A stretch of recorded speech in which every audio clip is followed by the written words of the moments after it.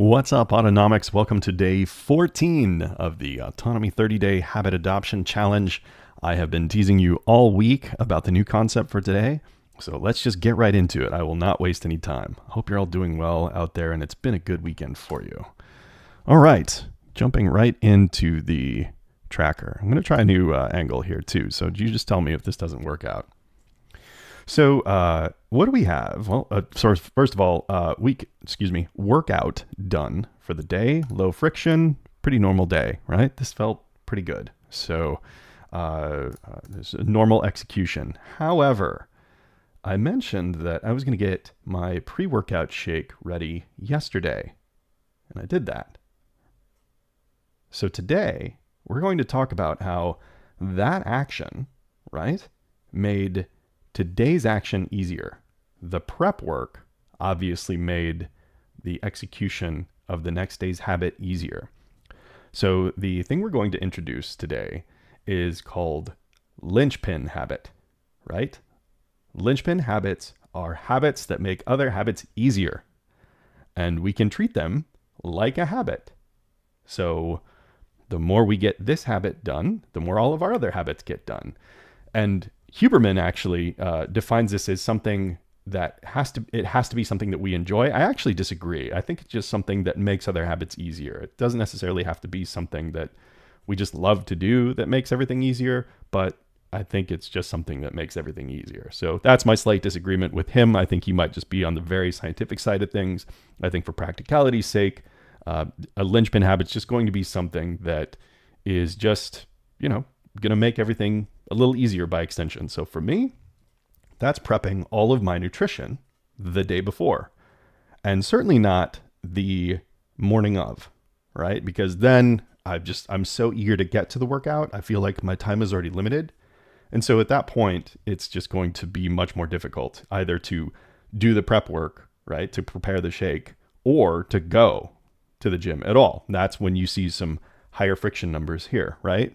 So here's what I'm going to do. I'm going to edit the tracker, and you can pick up the next version of this as soon as I have it done here. So I'm just going to add a habit to our tracker. And this actually shows something else, that there's not really a limit to the number of habits you can do. And Huberman's example of this, actually, there's like between 4 and 6, and you're establishing the habit of getting a lot of things done. And for some people that might be possible. For others, particularly ADHD minds, that might be something a little too difficult. So for the sake of this challenge and for this part of the challenge, I wanted to go from 1 to 2 to introduce the concepts. But by all means, if you want to multiply the number of habits you're trying to adopt in future iterations of a challenge on your own, or just here on week 3, then by all means, go right ahead. But I'm going to make those changes now. So I'm going to track. You don't have to do this to this level of granularity, but I'm going to use it to demonstrate. I'm going to track, the number, there we go. Do that, there. I'm going to track morning workout, right? Instead of morning workout, that's going to be nutrition prep. Okay. And obviously this will all be cleared because we're starting here.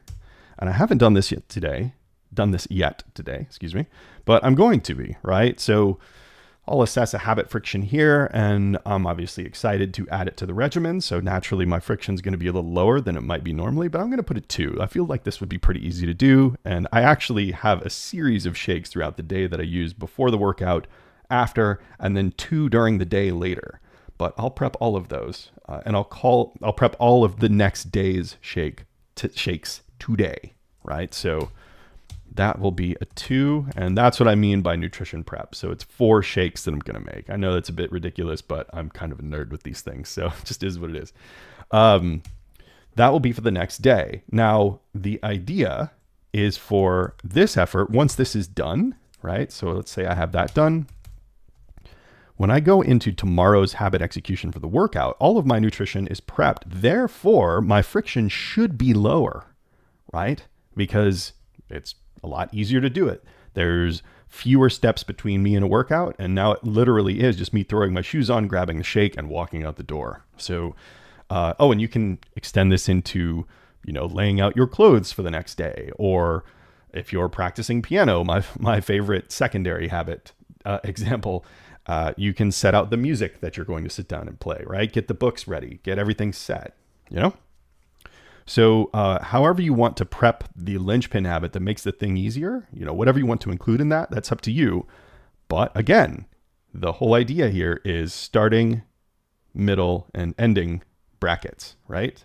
So starting bracket, ending bracketing task, and knowing what those are, right? And going, okay, what's my very first real step? So the first step for me in prepping shakes is going to be get the ingredients out, right? And then that will be the, sort of procedural start, right?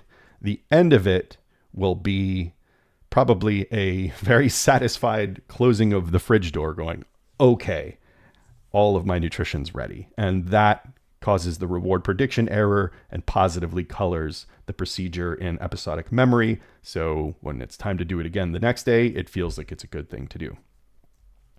So it all works the same, right? Each habit we treat as a procedure with a beginning and an ending task that are very symbolic and strong, right? Very distinct, very sort of obvious and easy, right? The easier, the better. So it just helps execute the task and then mark them positively in our heads. And each habit has that. So that's what I'm going to do. Let me clear this because I haven't done it yet, but my friction is about a 2. It's pretty low. So I'll be able to jump into the kitchen pretty easily, go get everything I need, set it out, and then do that. And just for completion's sake, I will make sure that I add it down here. Actually, let me pick that up earlier so you don't have to watch me do too much Excel, because I need to add the habit friction rows as well. So I'll arrange that on the testing section. We'll talk about that next week. Okay. I'll give you some previews as I have been.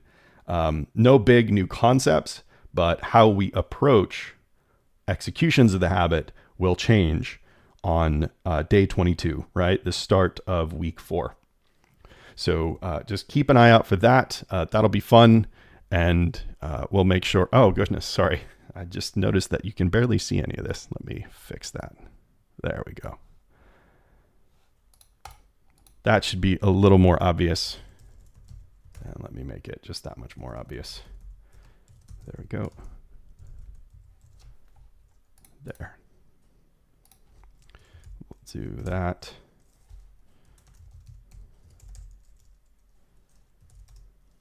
There we go. That's a little cleaner.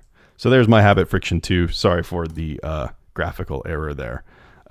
This is a part of trying my new layout. This is why I shifted the testing section over, but I'll clean all this up and make sure you can see it all clearly and easily for the next video. So in any case, by all means, go back over any old videos you need to, particularly the concept videos from day 7 and the intro video if you just need a refresher on any of the concepts at the fundamental level to execute this properly and to get these habits adopted in the proper way. Okay. That's it for now. I hope you're having an excellent weekend. Thanks again to all the subscribers out there for watching. You non-subscribers, consider subscribing so you don't miss any of the videos, any of the updates, and so you feel that I'm along with you on the habit adoption path. And thank you all for watching. Again, have an excellent weekend, and I will see you tomorrow. Take care, everyone. Bye.